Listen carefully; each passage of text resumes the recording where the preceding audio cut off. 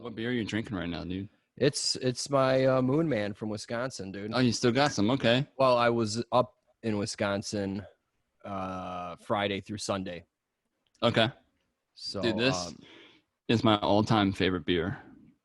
It's from Belgium. Voodoo Ranger has a 1985 IPA. Nice. Okay. It's top 3 for sure. All right. And it's sold at 7-Eleven, which is dope. 7-Eleven. Yeah. It's awesome. Nice. It's a company out from Asheville, Virginia. Okay. And also, I just want to thank you because you are the most organized person that I've dealt with.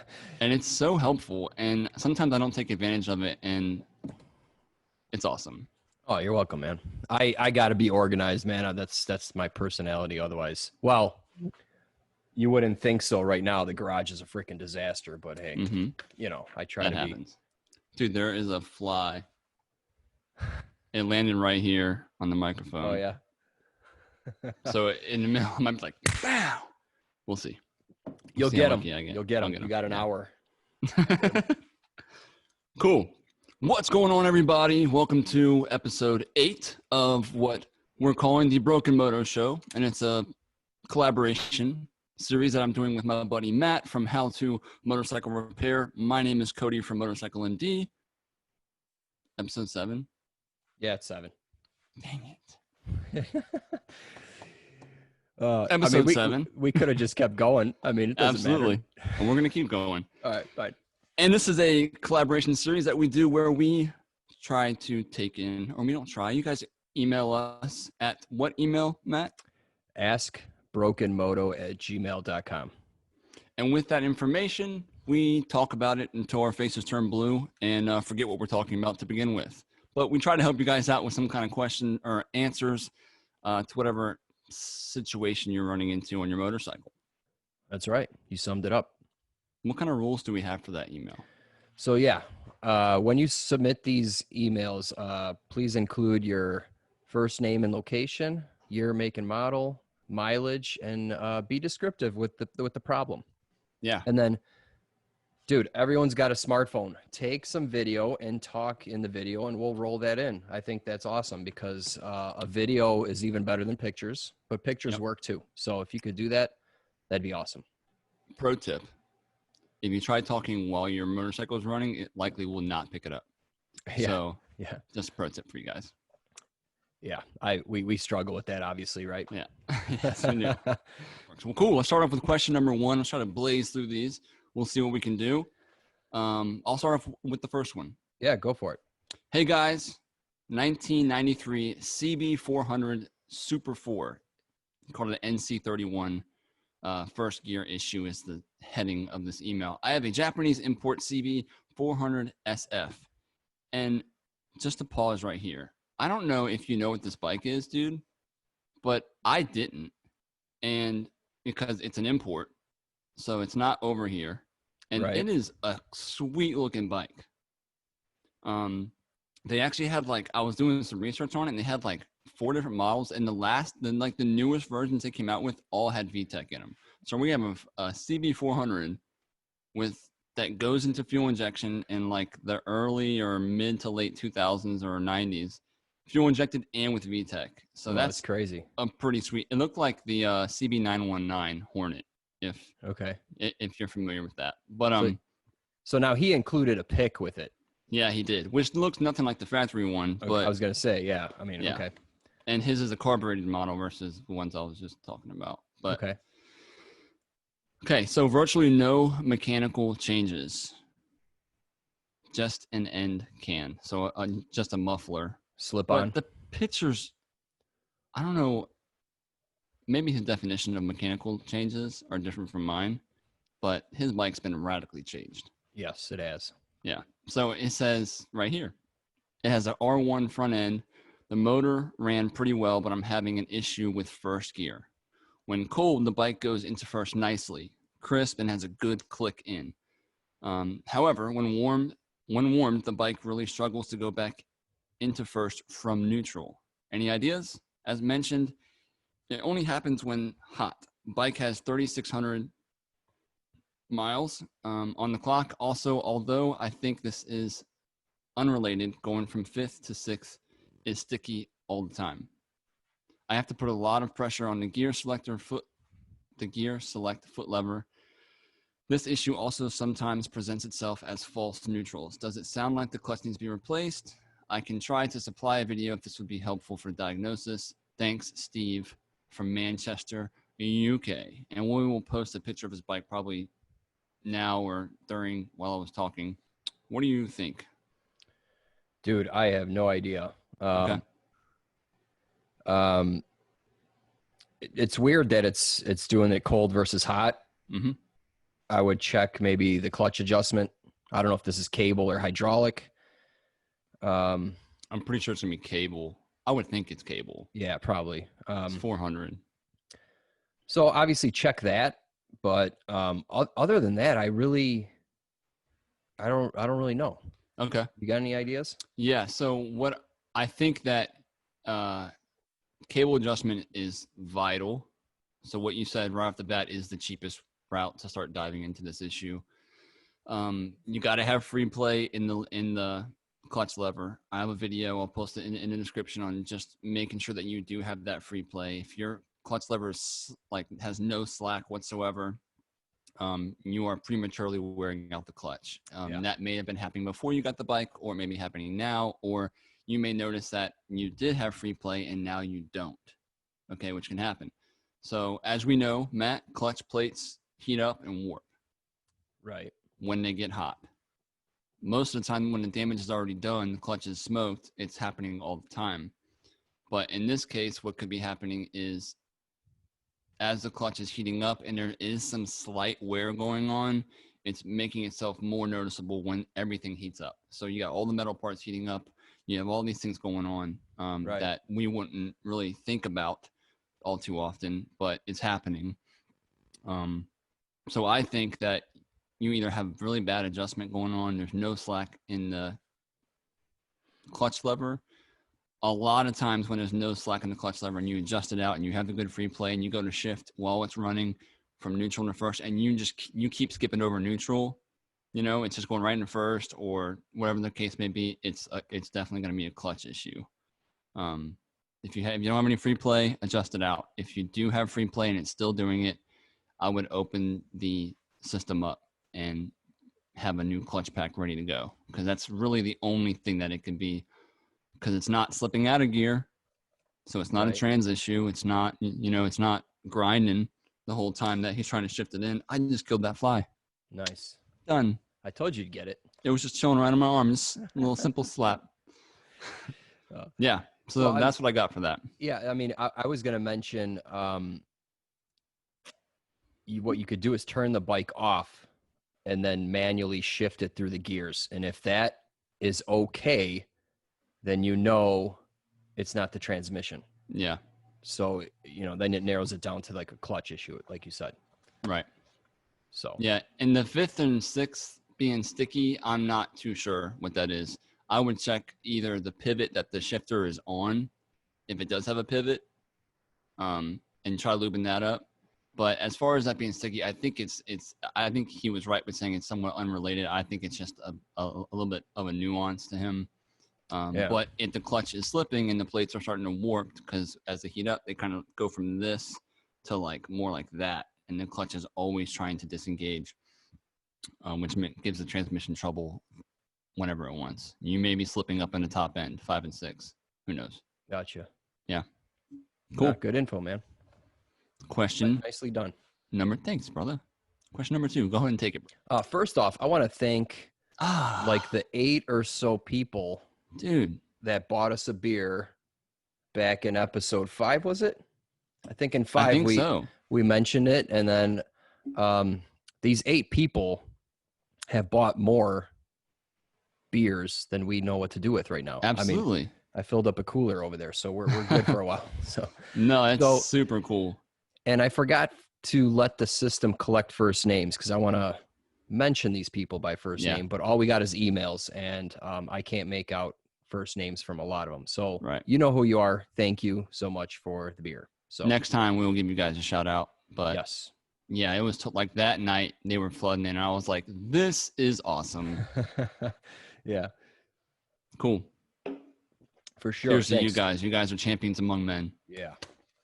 All right. Question number 2 comes from Alex. All right.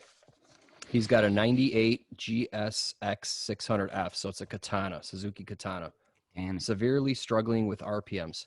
First of all, love the show. Very educational and deserves way more recognition.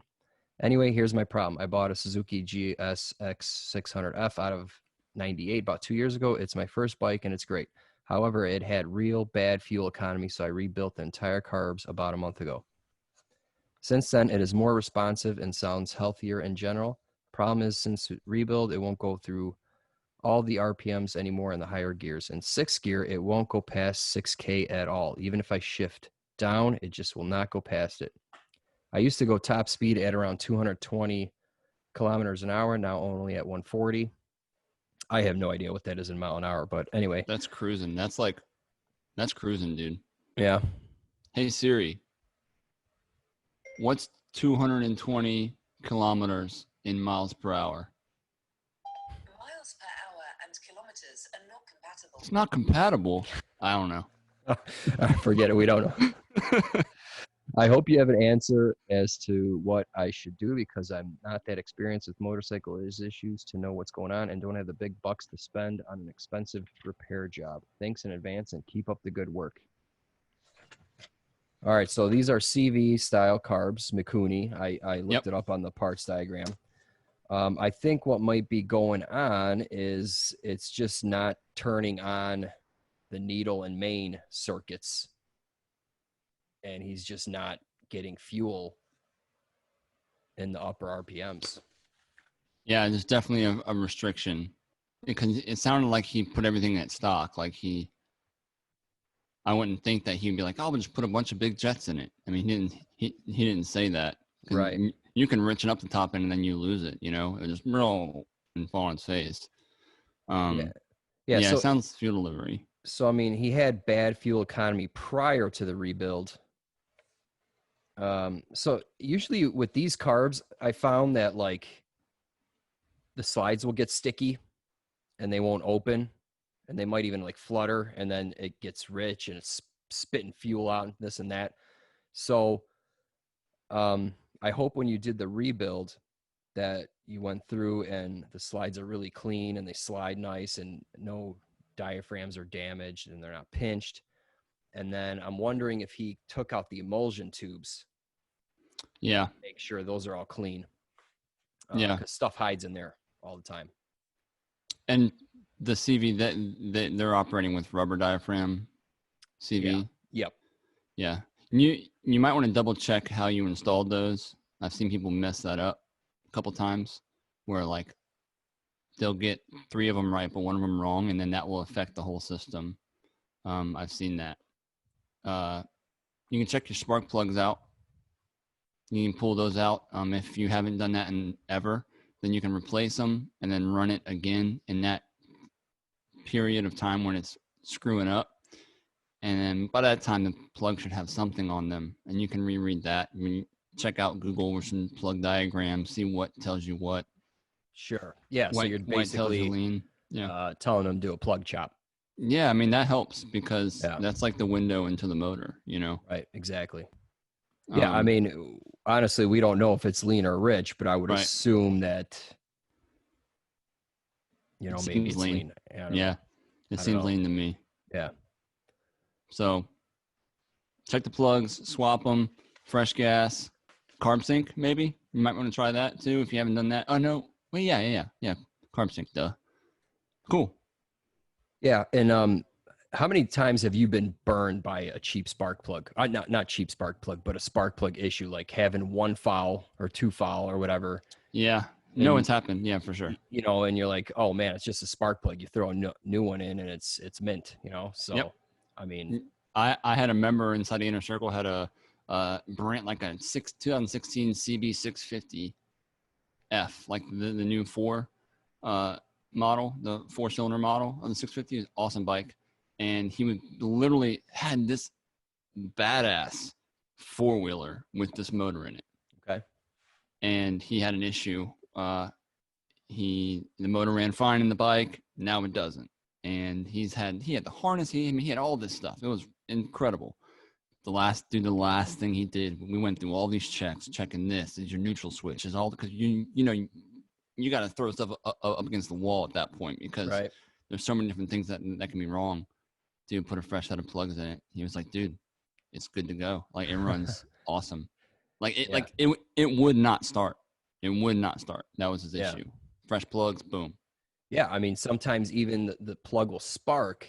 Yep. But it's fouled and it just doesn't work. So just throw new plugs in it.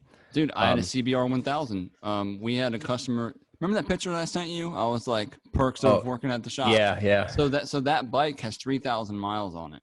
It's like a 09. Okay. So we're selling it on consignment, but it ran like dirt. Like in 5th gear, low RPM pull, it would just almost like it would jerk until it got to a certain point, and then it would take off. Change the plugs out. Runs mint, dude. Runs mint. Nice, easy fix, right? Yeah. Spark plug. All right. Question 3.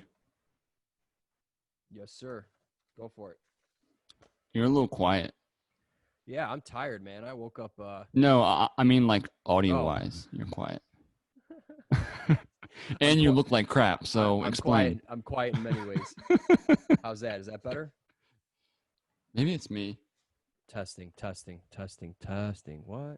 It is quiet. It's quiet. Hello? Let's roll with it. Question number 3. All right, this is from Frank.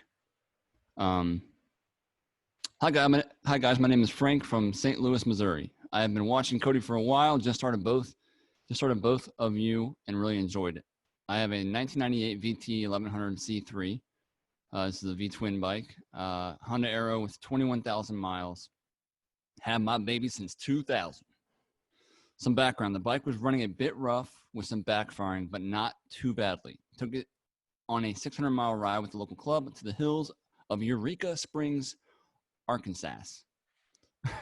On the way back, I broke down about 200 miles from home. At 70 miles per hour, the bike just shut off and I coasted to the shoulder. The bike cranked, but seemed like it didn't have spark. After a few minutes, fired up, ran for less than a mile, flatbed towed it home. That was last June. Finally, during the pandemic, I had time to tear into it. I did a complete rebuild of the carbs, replaced the fuel filter, ignition coils, air filter, voltage regulator, plugs, and wires. But bike runs great. Carb rebuild made a huge difference. The problem I'm having is a lifter noise at full warm-up. This is like a complete 360. Now it's motor problems. Yeah. A lifter noise at full warm-up. Now, just for reference, the VT 1100 motor is operating off of HVACs, hydraulic valve adjusters. Automatic valve adjusters. They're like hydraulically fed. Yeah. HVACs. Why do I feel like I'm talking about AC units when I say that? Yeah, because the HVAC is yep, heating and air. But I get what you're saying. It's a hydraulic lifter. Yeah. So there's really no adjustment. We'll kind of get into that. In fact, I have one right here. Ooh, do you? So yeah, this is off a car, but oh yeah. So here, this is where the oil galley is, and then here's the oil hole somewhere here. Yep. And then this guy just lifts up with oil. I mean, so it's like spring loaded, but yeah, and it runs solely off of oil pressure and amount of flow going through that. If they're not full or there's an issue there, they will tick, like what he's saying. Right. And you can adjust them. They do make shims for them, but that's a nightmare. Lifter tick comes and goes. I've had the noise for a while now, looked up on the internet, and it seems to be common to these models, which it is. Some of the suggestions were to try different weights of oils and seafoam. I also hear it is a problem with the primary drive gear. Never heard of that, but I don't think this is the noise I'm hearing. Sounds like it's in the upper part of the engine. I usually use Mobile 1 10W40 but at this time I'm running Shell full synthetic 15 weight 40 or 15W40. Sorry. I read that a heavier oil may help, but no luck. Any suggestions? Love the program. Keep it up. Thanks, Frank. So this is a common problem with the lifter stuff, but it is also you can get the same result when the tensioners are worn out. So I don't know, Matt, if you've ever seen the tensioners on these model, but it's it's like the Shadow 750. It's got like that bow style tensioner where it's spring loaded, and as it wears, it kind of drops down and extends the bow out onto the chain. So it's like spring loaded. As it wears, it kind of bows out onto the chain until it cannot do that any longer. Okay. And at that point, the chain's just starting to tear up the tensioner. Gotcha. Okay. And these things burn more oil than most bikes that I've worked with. The 1100s. Either that or people are just horrible owners of these things, because I see a lot of these 1100s come in very low on oil. Really? And so my perspective is just that like they are using more oil than normal. So it could be a lifter problem. It could be a tensioner problem. It could be a cam chain thing. The only thing is you can't get in there without pulling the motor. Ooh, that sucks. That's the number one thing. But they are bulletproof bikes, dude. They last forever in most cases, and very low maintenance. I mean, no valve adjustments. I mean, right. Very low maintenance. But when it needs maintenance, sure, you're pulling that motor. Right. So where are these lifters located? At the top of the valve cover. So there's the very top of the valve cover. As soon as you crack the valve cover, you're now in access to all of the lifters. Okay. But he doesn't know which one. We don't know which one. And there are adjustments you can do. You need like a dial indicator, and you got to rotate the motor and watch this and watch that and put a little like mill shim in there and do this and that. As far as the seafoam thing goes, have you heard of people like where they're like 100 miles before they change their oil, they'll dump a cup of seafoam in there? Yeah, absolutely. And they swear by it. Yeah. I mean, I've never done it. I've never seen a motor that has done it. I've never dealt with that. I don't use seafoam in the shop. It's just not something that we do. But I've heard people doing it and they don't have a problem yet. Yeah. And Marvel Mystery Oil is another one. I mean, that stuff just like tends to break up sludge and stuff. But you don't know if it's due to dirty oil or it's just a design issue with the lifter, right? Yeah. Which isn't going to help in this situation. Correct. So it's not that the lifters had trouble, but it's that the motor had some trouble getting oil up to the top end by the cams. And then the cams are feeding a bunch of other stuff, you know? Gotcha. Okay. So when people drop that oil level down real low while they're riding the bike because they're not checking it or whatever the case may be, it starts to show its true colors. I've replaced cam chain tensioners as soon as 40,000 miles on those. But that's not with every bike. You know, that bike was beat up. So do you got to pull the motor to change those out as well? Oh yeah, dude. Yeah, V-twin. There's anything. There's no room on a V-twin, man. I mean, no, yeah. I mean, they tuck it in there, and there's no way around it. There is no way around it. Someone has, I'm sure, drilled to the side of the head and inserted the Zerk fitting, and now it's all better. But I have no idea. And you need to pull the motor. Like that's what you have to do. Is it worth doing? Probably not. Yeah. Yeah, a couple comments on his oil. Like Mobile One, is that rated for motorcycle use? I don't know. I don't know if he's using. I don't know if Mobile One makes a motorcycle oil, but I do know that Honda GN4 comes out of a Mobile One factory. Oh, really? Yep. I mean, if you think about it, all gas, all oils are usually right. They're just buying it from someone and putting their name on it. Right. Yeah. So Mobile One's a great oil. If you're using core oil, stop.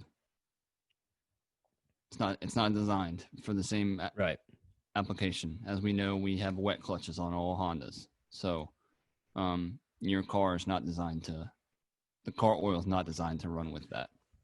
Right. So you can try switching that. As far as him using the Shell full synthetic, I think full synthetic is, I don't know. I don't know if that's motorcycle oil. Right.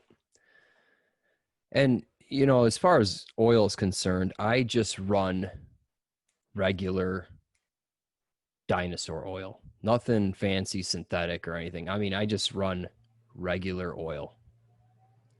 You know, I mean, when the service manual calls for it, I mean, if they start calling for like a lot of KTMs and stuff like that, starts saying synthetic this and that, and yeah, fine. Right. But if it just calls for regular oil, I just stick to that. I don't spend any more money than I have to. As long as you change it on the intervals, it doesn't matter. just keep it clean, you know? Right. Yeah, I mean, some synthetics have been known to, on some Hondas, to prematurely slip the clutch a little bit, all depending on how you ride. I've seen it on like a GL 1500 towing a trailer. You know what I mean? Like certain applications, it's not worth it. But oil is not a conversation we should. Yeah, and that's another thing. That's something I don't want to be debating about. Yeah. There's, I don't know, some people hang on to oil. Yep. And this goes too with two-stroke oil on dirt bikes. They'll talk about two-stroke oil. It's like, dude, who cares? Just dump it in your bike and go ride. You know, like I've never had an issue. You know, just don't use the stuff that at 7-Eleven where it says oil on it. Yeah. You know. Yeah. You'll be safe if you don't use that, and don't use car oil in your motorcycle. I mean, definitely don't do that. And that's as far as I'll go with that. Sure. All right. Question number 4. Let's see, is this 81 Suzuki GS? Yeah, I don't think he has a name here. I didn't put it in there. Nope. Okay, if you have a name, sorry, I copied and pasted it. Sorry, guys. All right, 81 Suzuki GS 650. Recently acquired the subject bike, someone else's cafe racer project. Supposedly ran at one point. The individual did some Mad Max wiring with some on-off switches. I don't see a CDI ignition unit in the current wiring, but everything I read says it requires a CDI. How does a CDI work, and can this be bypassed? I've been looking for a replacement part, but I have seen output or input voltages on any parts, and my guess is all CDI units are built differently depending on the size of the bike. P.S. Love the videos on YouTube and learned quite a bit from them. All right, so the answer is no. On to the next question. No, you got to get the CDI or the ignition that came with the bike. I don't think there's any aftermarket support for this bike. Yeah, no. And really, there's no reason to. I think in 81, since it's CDI, it's probably going to be pretty reliable. Yeah. Maybe. Not on Hondas, but maybe on this one. Yeah. But GS 650, yeah. Yeah. Is this still called a Katana? Is the 650 still a Katana? Do you know? Well, this is a GS, so it's a naked bike, or no fairings or anything. Right. So it's like, especially now that it's a cafe racer. Yeah. Well, it'd be I guess comparable to like a CB model, a GS. Okay. So anyway, all right. So if it's missing the stock CDI and all that, I would wire it up stock. I don't know if there's too much aftermarket support for this year and this make and model. Probably not. So you're gonna be forced to go on eBay and find the stock stuff and get it working. Yeah. What I would do in those situations, because I have a KZ 400 that I'm building for someone, like a little tracker bike. Okay. And he had Matt, dude, he had like weird toggle switches all over it. Starter button was on a toggle switch, so you had to like start it and then shut it back off. Like once it started, I just buy new harnesses. I just buy a new harness, and then I can cut out what I want from there. Because someone probably didn't know what they were doing. Obviously, yes, your CDI matters. CDI's main purpose is just to send signals. It accepts signals and then it sends signals, okay? Right. And that's all done with these crazy magic little components inside of them called like Zener diodes and transistorides, wiki-walkies, and all these different things.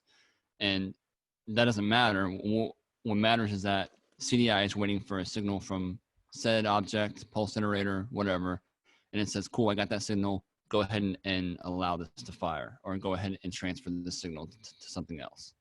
Right. Okay, so it's vital. You cannot bypass it.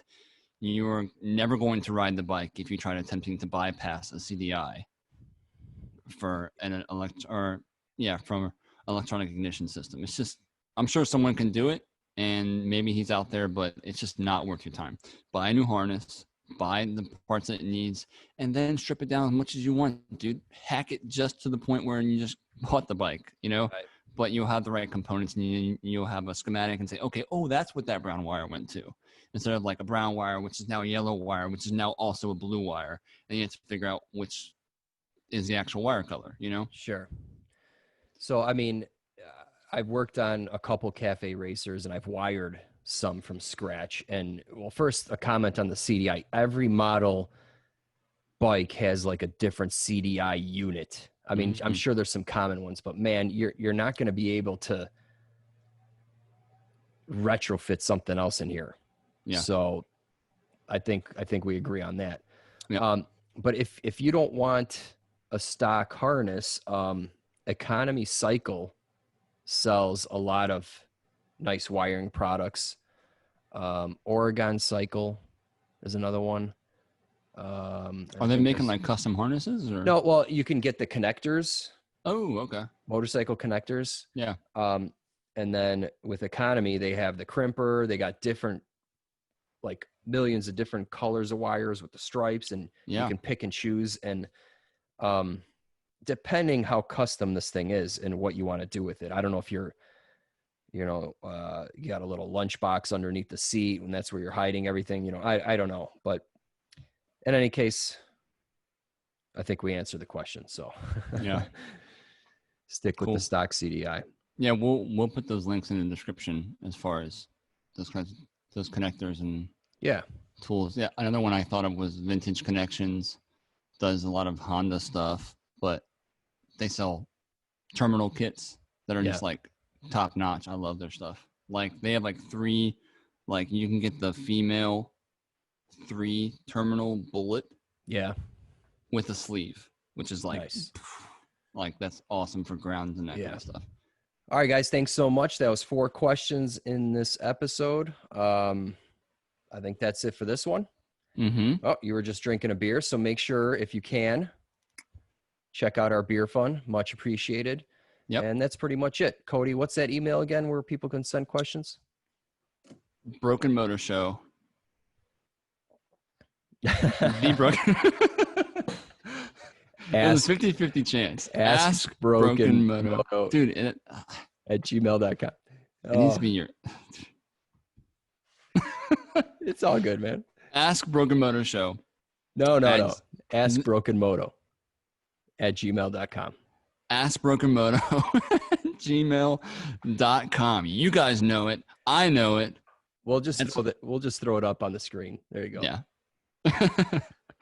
And that's how you get in touch with us. Send us your questions. We are trying to stay on top and get them pumped out as fast as possible. Right now, it looks like Tuesday night is the best time for them to come out weekly.